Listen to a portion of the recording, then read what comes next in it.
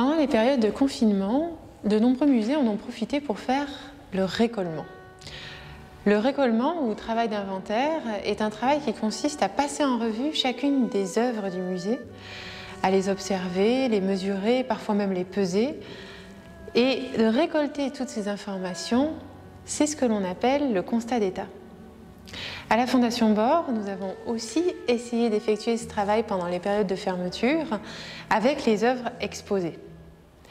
Alors, je vous invite à faire le constat d'état de ce cheval daté d'époque Tang, entre 618 et 907, et qui est recouvert d'une glaçure que l'on appelle Sancai, 3 couleurs. Un premier regard sur le cheval nous a permis de comprendre qu'il était fait en 2 parties. En effet, la queue est amovible et elle tient au reste du corps par un simple système de tenon mortaise. L'observation précise de la partie supérieure nous a montré qu'une restauration avait eu lieu sur l'oreille du cheval. On voit effectivement qu'il y a un manque et que cette partie a dû être comblée lors d'une restauration postérieure qui à présent est assez visible. On a pu constater également des fentes à l'intérieur de la pièce. Alors il ne s'agit pas de fentes qui ont eu lieu du fait de choc a posteriori, mais bien de fentes au moment de la cuisson de la pièce. Il faut savoir qu'une terre cuite, quand elle est cuite dans un four, elle se rétracte, c'est-à-dire que l'eau qui est contenue dans l'argile va s'évaporer, si bien que la pièce peut perdre jusqu'à 15% de sa taille initiale. Pour éviter que le phénomène de rétractation ne brise la pièce, celle-ci est laissée creuse, ainsi qu'en témoigne le trou situé sous la panse de l'animal.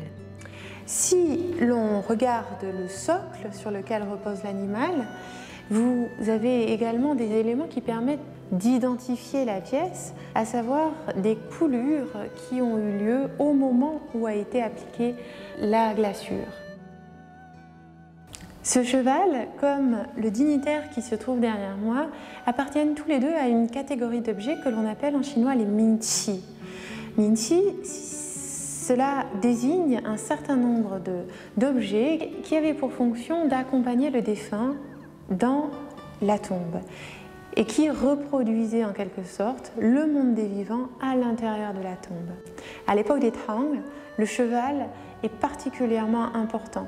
À cette époque, les haras procédaient à l'amélioration des races chevalines chinoises grâce aux étalons importés de l'Ouest via les routes de la soie. On constate que le potier a eu effectivement à cœur de représenter la musculature, l'expression même du cheval saisi dans l'instant, et il constituait à cette époque un symbole funéraire par excellence, et on le retrouve très fréquemment dans les tombes du 8e siècle de hauts fonctionnaires et de l'aristocratie.